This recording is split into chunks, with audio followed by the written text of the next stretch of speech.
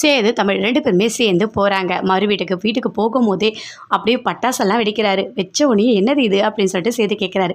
"எங்க மாப்பிள வந்திருக்காரு. அதனால தான் எல்லாம் பண்றேன்." அப்படின்னு சொல்லிட்டு பட்டாசுலாம் வெடிக்கிறாரு. வெடிச்சுட்டு வீட்டுக்கெல்லாம் கூட்டிட்டு வராரு. கூட்டிட்டு வந்தோடனே ரொம்ப சந்தோஷமா பேசிட்டு இருக்காங்க. "வாங்க மாப்பிள" அப்படின்னு சொல்லிட்டு, "தமிழ் எப்படி தமிழ் இருக்க?" அப்படின்னு சொல்லிட்டு அவங்க அம்மா அப்படியே ஹக் பண்ணிக்கிறாங்க. அவங்க தங்கச்சி, பாட்டி எல்லாருமே ரொம்ப சந்தோஷமா இருக்காங்க. அப்போ நடந்த எல்லாத்தையுமே தமிழ் சொல்கிறாங்க. நான் சமைச்சது, சமையல் கற்றுக்கினது எல்லாத்தையுமே சொல்கிறாங்க. "சூப்பர் தமிழ், எல்லாமே நல்லபடியாக முடிச்சுட்டு நீ மறு வீட்டுக்கு வந்திருக்க. எனக்கு எவ்வளோ சந்தோஷமாக இருக்குது தெரியுமா? என் பொண்ணுக்கு பயங்கரமாக டேலண்ட் இருக்குது." அப்படின்னு சொல்லிட்டு வசந்தி சொல்கிறாங்க. சரி, மாப்பிள்ளையை நல்லபடியாக கவனிக்கணும் அப்படின்னு சொல்லிகிட்டே இருக்காங்க. அதுக்குள்ளே கரண்ட்டு போயிடுச்சு. "ஐயோ, என்ன இது கரண்ட்டு போயிடுச்சு? இங்கே பாருங்கள், அங்கே போய் செக் பண்ணுங்கள்." அப்படின்னு சொல்கிறாங்க. அங்கே போயிட்டு செக் பண்ணுறாரு. அங்கே டிரான்ஸ்ஃபார்ம் ஃபுல்லாக வெடிச்சிடுச்சு. கண்டிப்பாக நைட்டு ஃபுல்லாக கரண்ட்டே வராது, நாளைக்கு தான் வரும் அப்படின்னு சொல்லிட்டு தமிழோட அப்பா சொல்கிறாரு. ஐயோ, இப்போ என்ன பண்ணுறது அப்படின்னு சொல்லிட்டு யோசிச்சுட்டே இருக்காங்க. அதுக்குள்ளே கரெக்டாக சேதுவோட அப்பா அந்த இன்வெர்ட்டர் எல்லாத்தையும் அனுப்பி வச்சுட்டாரு. கரண்ட்டு வந்துடுச்சு. "இங்கே பாருங்கள், இந்த வீட்டுக்கு மட்டும்தான் கரண்ட் இல்லை, இந்த தெருவுக்கே கரண்ட் வரணும்." அப்படின்னு சொல்லிட்டு சேது சொல்கிறாரு.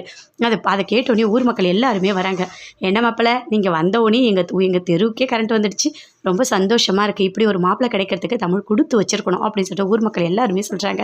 அப்படியே ரொம்ப சந்தோஷப்படுறாரு சேது. அதே மாதிரி தேவையான நான்வெஜ் எல்லாமே கொண்டு வந்து சமைக்கிறாங்க. சமைச்சு அவர் உட்கார வச்சு சாப்பாடெல்லாம் போடுறாங்க. நல்லா சாப்பிட்றாரு. "சுது எப்படி இருக்கு மாப்பிள்ள?" அப்படின்னு சொல்லிட்டு வசந்தி கேட்குறாங்க.